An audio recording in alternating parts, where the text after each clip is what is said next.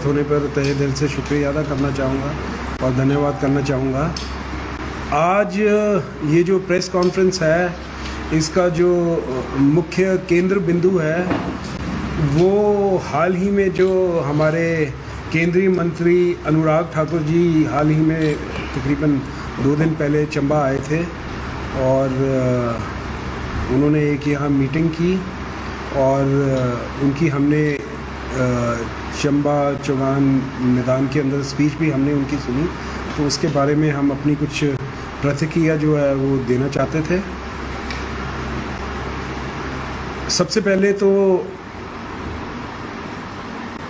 आदरणीय अनुराग ठाकुर जी का चंबा पधारने पर, क्योंकि वो हिमाचल के तरफ से पहले युवा केंद्रीय मंत्री बने हैं, तो स्वाभाविक है कि ये हमारे लिए भी एक अच्छी बात है कि हमारे प्रदेश से एक युवा जो है इतने ऊपर कद तक गया। लेकिन हम एक आशा कर रहे थे कि मंत्री बनने के बाद वो पहली बार जो है वो चंबा आए, और इससे पहले वो कई मर्तबा जो है सांसद रह चुके हैं, लेकिन मंत्री बनने के बाद ये उनका शायद चंबा का ये पहला दौरा था। तो हम बहुत उम्मीदें लगा के जो है उनकी तरफ बैठे हुए थे और उन्होंने एक बहुत ही लच्छेदार और बड़ा एक सुनियोजित ढंग से एक भाषण जो है उन्होंने चंबा चौगान के अंदर जो है उन्होंने दिया, और सुनने में वो बड़ा अच्छा भी लगा और शायद कुछ लोगों को भाया भी। लेकिन उस भाषण के अंदर कुछ ऐसे केंद्र बिंदु थे जो मैं सोचता हूँ उन्होंने जो अपना वक्तव्य वहाँ दिया है वो बिल्कुल गलत है। सबसे पहले तो उन्होंने स्टेज से एक बात बोली कि मैं आदरणीय प्रधानमंत्री जी नरेंद्र मोदी जी का धन्यवाद करता हूँ कि उन्होंने चंबा का जो मेडिकल कॉलेज है वो उन्होंने चंबा को दिया। तो मैं आपके माध्यम से ये साफ कर देना चाहता हूँ कि चंबा का जो मेडिकल कॉलेज है वो आदरणीय गुलाम नबी आज़ाद और आदरणीय वीरभद्र सिंह जी की देन है। और उस वक्त के अंदर जो है जब कांग्रेस की सरकार थी तो उस वक्त के अंदर 3 मेडिकल कॉलेज जो है, एक नाहन में, एक हमीरपुर में और एक चंबा में जो है वो सैंक्शन हुए, स्वीकृत हुए। और उसके बाद जो है यहाँ इन कॉलेजेस का जो है फिर काम लगा। इतना ज़रूर है कि नड्डा जी हेल्थ मिनिस्टर बीच में बने और कुछ राशि जो है उनके समय में जो है मेडिकल कॉलेज के लिए शायद कुछ सैंक्शन हुई होगी, लेकिन जो पूरा जो मेडिकल कॉलेज का जो काम है, जो श्रेय है, मेरा ऐसा मानना है वो कांग्रेस पार्टी को जाता है। बल्कि जो उन्होंने भाषण दिया उसके अंदर उन्होंने जो है भाजपा सरकार की, जो मोदी सरकार है दिल्ली में शासन कर रही है, उनके द्वारा जो स्कीमें चलाई जा रही हैं, चाहे वो उज्ज्वल योजना है, चाहे वो प्रधानमंत्री आवास योजना है, और कई ऐसी स्कीमों का उन्होंने बहुत बखान किया कि जो है इतने करोड़ जो है घर दिए, और इस बार उन्होंने बीच में जो है फिगर्स दी कि इतने करोड़ रुपया यहाँ खर्च हुआ। मेरा ऐसा मानना है जब उन्होंने मेडिकल कॉलेज के बारे में श्रेय लेने की कोशिश की तो ये बिल्कुल एक गलत बात है। ये कांग्रेस के टाइम की स्कीम है और उसका श्रेय जो है लोग सब जानते हैं, किसी के बोलने से कुछ नहीं होता है, लोग सब जानते हैं। मैं केंद्रीय मंत्री जी को ये बोलना चाहूँगा कि मेडिकल कॉलेज तो यहाँ चालू हो गया है, लेकिन इनकी सरकार के अंदर जो मेडिकल कॉलेज की दुर्दशा हुई है वो वाकई में ही काबिल तारीफ़ है। पिछले कल भी तकरीबन कोई 35 डॉक्टर जो हैं यहाँ से जो हैं उनके तबादले हुए। जब एमसीआई की टीम आती है तो कुछ महीनों के लिए डॉक्टर्स के तबादले यहाँ करे जाते हैं, और उसके बाद जब वो टीम का पूरा सर्वे हो जाता है तो उसके बाद जो डॉक्टर्स हैं वो वापस टांडा रेफ़र हो जाते हैं। और यहाँ चिकित्सकों की इतनी कमी है कि पूछो मत। लेकिन उस बारे में जो है एक भी शब्द जो है ना यहाँ के विधायकों ने, और केंद्रीय मंत्री तो खैर दिल्ली से आए हैं, मैं उनको नहीं बोलूँगा, लेकिन यहाँ के जो लोकल विधायक हैं ना उन्होंने उस मुद्दे पे कोई बात रखी और ना कोई बात कही। उसके बाद जो केंद्रीय मंत्री अनुराग ठाकुर जी थे उन्होंने बोला 2014 से पहले जो गरीब आदमी थे उनके घरों में रहने के लिए छत तक जो थी वो उपलब्ध नहीं थी। उन्होंने ये बात कही। मैं आप लोगों के माध्यम से ये बात बोलना चाहूँगा, क्या 2014 से पहले इंदिरा आवास योजना स्कीम नहीं हुआ करती थी? क्या राजीव विकास योजना स्कीम आवास योजना स्कीम नहीं हुआ करती थी? मुख्यमंत्री आवास योजना स्कीम नहीं हुआ करती थी? ये जो स्कीमें हैं ये कांग्रेस के समय से चली आ रही हैं। मैं आपके माध्यम से एक और चीज़ बोलना चाहूँगा कि हाल ही में जो चंबा और आसपास के कॉन्स्टिट्यूएंसीज़ के अंदर नई जो पंचायतें हैं उनका जो गठन हुआ है, उन नई पंचायतों के अंदर 1.5 साल हो गया है।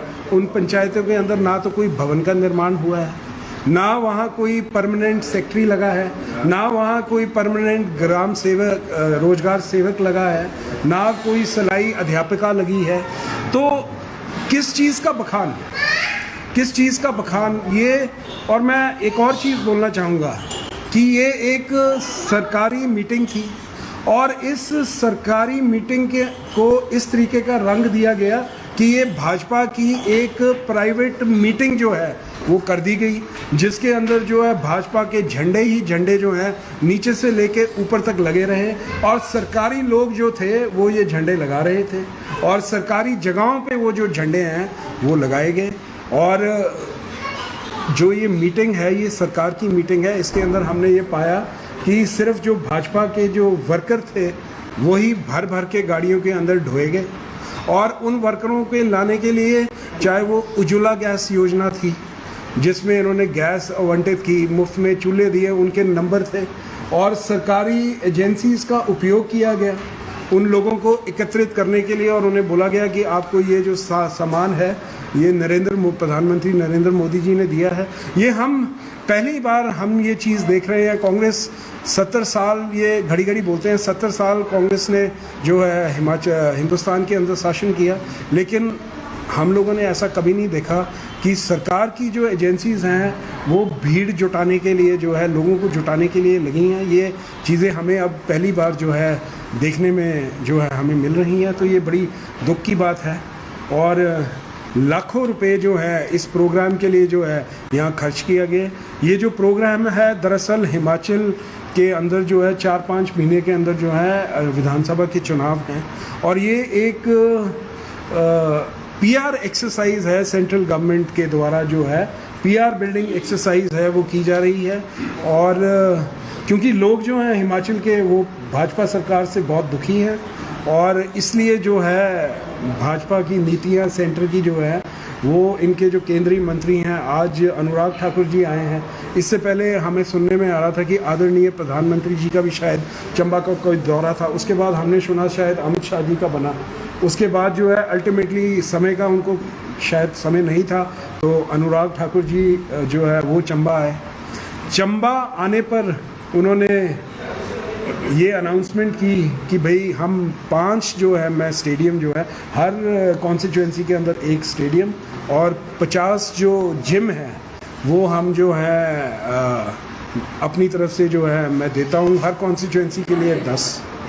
मेरा ऐसा मानना है, ये बड़ी खुशी की बात है कि वो ऐसा बोल के गए हैं, लेकिन मुझे ऐसा डर है कि कहीं ये जिम और ये स्टेडियम भी ऐसे ना रह जाएं जैसे उन्होंने अपनी कॉन्स्टिट्यूएंसी के अंदर ब्रॉड गेज रेलवे लाइन की बात की थी जब वो पहली बार सांसद जब बन के आए थे। वो आज तक वैसी की वैसी धरी की धरी रही है। साथ में जो सेंट्रल वेरासिटी जो यूनिवर्सिटी है उसका जो मुद्दा है आज भी आपको पता है उसका झगड़ा चला हुआ है, वो कहाँ है। ऐसा ना हो कि ये जो बातें उन्होंने कही हैं, क्योंकि ये बातें जो हैं चुनाव से तकरीबन सिर्फ 4-5 महीने पहले जो है की जा रही हैं और उन्होंने साथ में ये चीज़ें भी ऐड की कि ये चीज़ें तब होंगी जब ज़मीन उपलब्ध होगी। तो किंतु परंतु के उन्होंने इतने सारे विषय जो हैं इसके अंदर जो हैं वो छोड़ दिए हैं।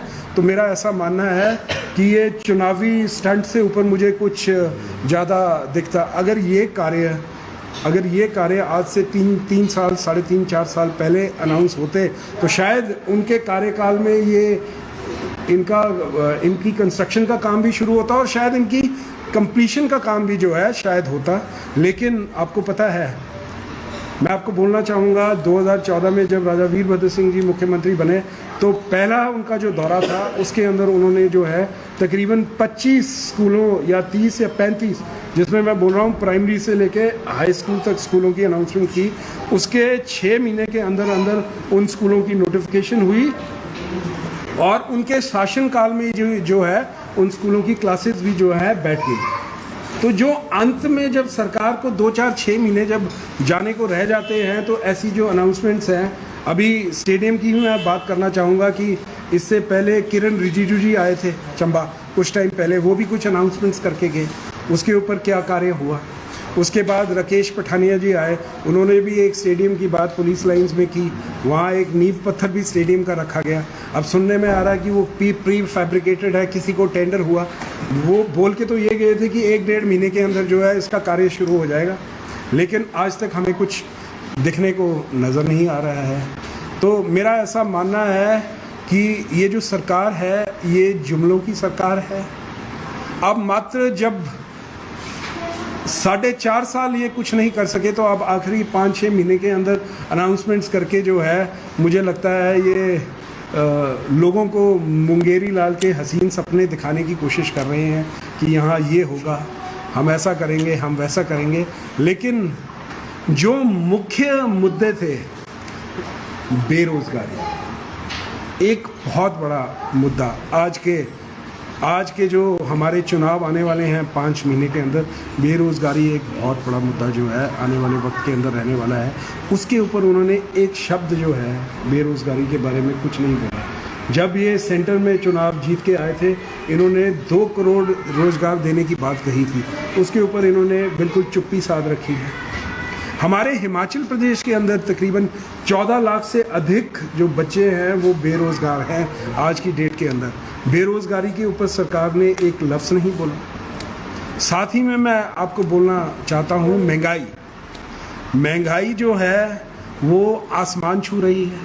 आप किसी चीज़ का रेट देखो, चाहे पेट्रोल का दाम देखो, चाहे डीजल का दाम देखो, चाहे सीमेंट का दाम देखो, चाहे सरिये का दाम देखो, चाहे दालों का दाम देखो, चाहे तेल का दाम देखो, चाहे आटे का दाम देखो, गैस का दाम देखो, तो आसमान छू रहा है। मैं एक चीज़ बोलना चाहता हूँ कि आज जो घरेलू गैस है उसका जो सिलेंडर है 1000 रुपये को पार हो गया, 1100 के करीब जो है सिलेंडर हो गया। हमारे टाइम में ये सिलेंडर 400 रुपये का मिलता था। मेरे को ऐसा अंदाज़ा लगता है कि गांव के अंदर चलो लोग आज भी लकड़ी का काफ़ी इस्तेमाल करते हैं, लेकिन फिर भी एक घर के अंदर तकरीबन 6-7 सिलेंडर तो साल के गरीब परिवार के जो है 6-7 सिलेंडर जो हैं वो तो लगते ही हैं। तो अगर आप 700 रुपये एक्स्ट्रा सिलेंडर का उनसे ले रहे हैं और उनको 2 सिलेंडर मुफ्त का दे रहे हैं, 7 छिके करना हुआ है 4200 रुपया आप उनसे एक्स्ट्रा ले रहे हैं, और 2000 रुपये के अगर 2 सिलेंडर आप उनको मुफ्त भी दे रहे हैं, तब भी आप उनकी पॉकेट से तकरीबन कोई 2600 रुपये जो है वो एक्स्ट्रा ले रहे हैं। और जो ये कंपनियां हैं, जो गैस की कंपनियां हैं, उनको फ़ायदा पहुंचाने की इनडायरेक्टली कोशिश कर रहे हैं। सिलेंडर एक बार ही दिया ना भराने, और साथ ही में सिलेंडर की जो भरवाई है वो भी तो 1 या 2 बार, अब 2 बार बोल रहे हैं कि दूसरा भी करेंगे, लेकिन क्या फ़ायदा उस सिलेंडर का जब गांव के लोगों के पास ऐसा समर्थ ही नहीं है कि वो दूसरा सिलेंडर या तीसरा सिलेंडर भर सकें, क्या फ़ायदा उसका। और मैं आपको एक और चीज़ बोलना चाहता हूँ कि हिमाचल प्रदेश जो है वो पूरे हिंदुस्तान के अंदर लिटरेसी के हिसाब से सबसे अव्वल नंबर पर है, चाहे केरला हो या हिमाचल प्रदेश हो। हमारे जो लोग हैं हिमाचल प्रदेश के, हमारा जो युवा है, हमारे जो बुजुर्ग हैं, आप देखो इन परसेंटेज जो है बहुत पढ़े लिखे लोग हैं इस प्रदेश के अंदर। और अगर ये ऐसा सोच रहे हैं कि जैसे यूपी के अंदर ये कर पाए या और किसी स्टेट के अंदर कर पाए, हिमाचल के लोग बहुत पढ़े लिखे हैं। और अभी हाल ही में जो पीछे जो उपचुनाव हुए थे 3 विधानसभा के और 1 जो पार्लियामेंट का चुनाव हुआ था, उसमें हिमाचल के लोगों ने जो है अपना वर्डिक्ट जो है बिल्कुल स्पष्ट तौर पर जो है उन्होंने अपनी बात जो है सरकार के सामने रखी है। और अगर ये सोच रहे हैं कि दिल्ली के लीडर भेज के और जो इनकी स्कीम्स का बखान करके और सरकारी खर्चे पर जो है